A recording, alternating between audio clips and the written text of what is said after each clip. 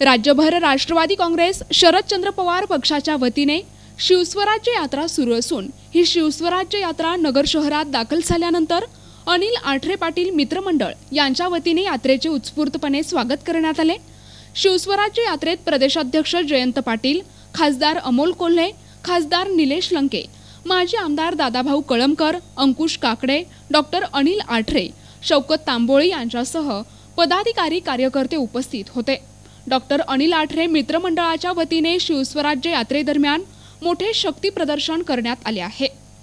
यावेळी डॉक्टर अनिल आठरे यांनी प्रदेशाध्यक्ष जयंत पाटील, खासदार अमोल कोल्हे, खासदार निलेश लंके, अंकुश काकडे यांचा सन्मान केला।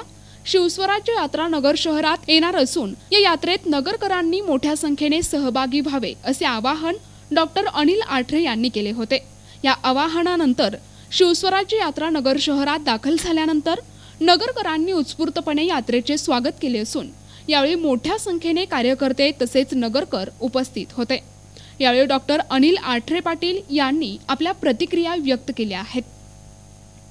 सरकार सत्तेवर येईल हे आता महाराष्ट्रावर केल्यावर आमच्या ध्यानात आले आणि आमचा आत्मविश्वास वाढलाय। लोक प्रचंड आम्हाला पाठिंबा देत आहेत। सत्तेत आल्यानंतर मी महाराष्ट्रातल्या भगिनींना एवढाच विश्वास देतो की आमचं सरकार महाविकास आघाडीचं कायद्यामध्ये दुरुस्त्या करेल, पोलिसांच्या जबाबदाऱ्या आणि पोलिसांचं काम याच्यात सुधारणा करू, पण महाराष्ट्रातल्या आमच्या आया बहिणीच्या कुणाच्याही केसाला धक्का लावण्याची ताकद कुठल्याही गुन्ह्याची होणार नाही ही व्यवस्था आमचं सरकार आल्यावर।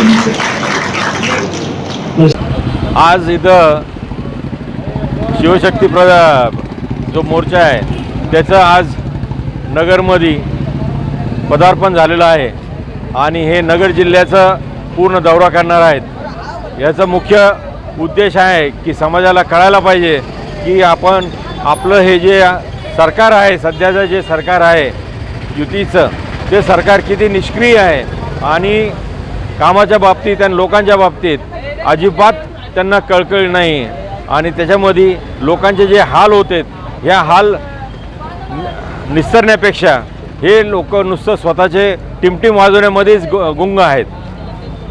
हे जेव्हा लोकांच्या लक्षात येईल ते त्यांना विधानसभेच्या इलेक्शनमध्ये नक्कीच उत्तर देतील। इथं नगरमध्ये जी परिस्थिती आहे, जे खड्डेमय शहर झालेलं आहे, जिथं सरळ एका रस्त्याने चालता येत नाही, ऐन सणासुदीच्या वेळेस सगळे खड्डे खांदून ठेवलेले आहेत, लोकांचे धंदे होत नाहीत, लोकांची विक्री होत नाही आणि अशा परिस्थितीमध्ये ह्या इथलचे जे नेते आहेत, इथलचे जे कारभारी आहेत, त्यांनी असा निर्णय कसा काय घेतला की ज्या याने लोकांचं नुकसान होईल आणि जनतेचं नुकसान होईल आणि त्यांना जे वर्षाचा धंदा जो 2 महिन्यात होत असतो दिवाळी दसऱ्याच्या वेळेस, तो पण त्यांना करून देत नाहीत। इतकं नेगेटिव्ह थिंकिंग कोणत्या पण नेत्याचं नसावं। NTV news Marathi, Ahmednagar.